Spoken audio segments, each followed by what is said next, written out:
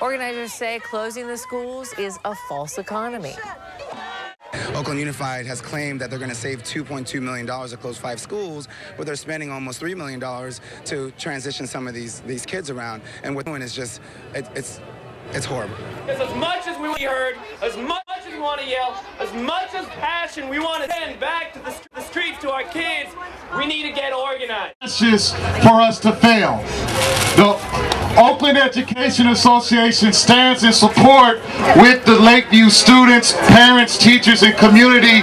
We stand in support of the Lakeview sit-in.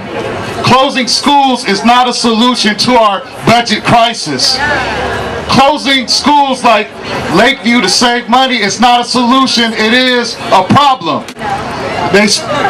But they have money to spend on portables in schools like Burkhalter for the students of Lakeview to go. At the same time, we're taking away safe places for our children to play and exercise while there's an obesity crisis happening with our children in Oakland. That does not make sense. And also, let's talk about another school being closed, Santa Fe. Santa Fe has been leased to Emeryville and resulting in a loss of money. Santa Fe is a school, a part of a state program, the Quality Education Investment Act, QUIA, and that school has been getting funding for a program to lower class size, and that's a proven reform that works. So that's being eliminated. It does not make any sense.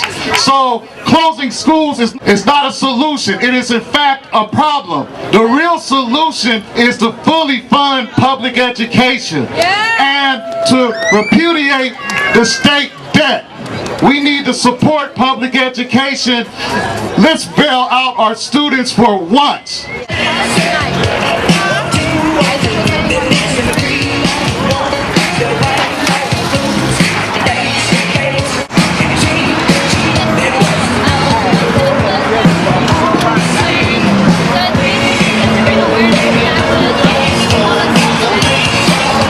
These are schools in poor black and brown neighborhoods, and if we don't stop this, it's going to continue. You've taken our home. 10 years ago, the status quo was unacceptable. 10 years ago at Castlemont High, where I taught, you had overcrowded classes. You had students coming in who couldn't add without using their fingers because of the way the society treats them, because they lived in group homes, because they were exposed to lead poisoning, because of the conditions of poverty and the general classism and racism in the society. We have education, particularly in the black and brown communities, which has been a failure for decades. It's always been a failure. They've made it worse. But we are not just fighting back to try to get where we were in 2002 or 2003. We need to fight forward for what we really need. We need to understand that the kind of education we've had in this system has been perpetuated by the system itself. And now that the system has gone into an economic crisis, they're trying to take even more away from all of us. That's what austerity is about.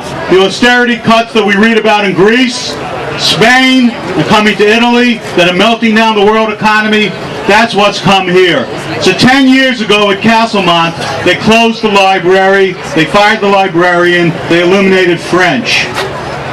They shut down the vocational programs, the Construction Academy, the Fashion Academy, the Culinary Academy. Those provided jobs in East Oakland to youth where jobs were scarce. Now what's the unemployment rate there? Among young black males, it's over 75%. What do? Well, they criminalize black and brown youth. School to prison pipeline. Where's the money going in the society?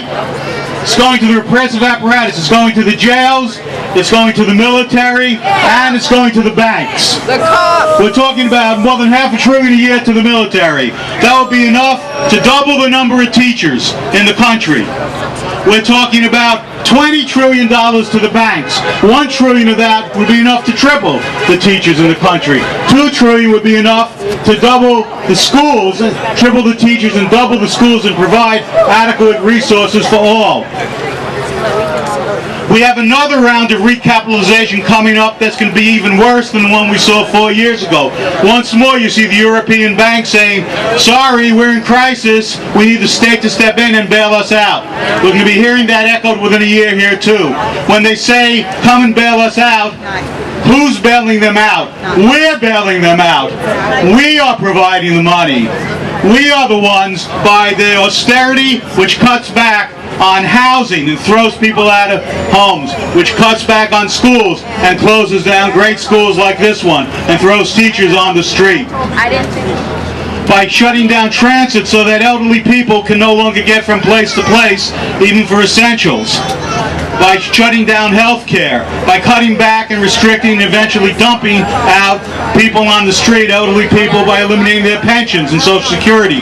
That's where we're headed if we don't fight back and fight forward. This is an attempt to fight back against the cuts and to fight forward for fully funded education.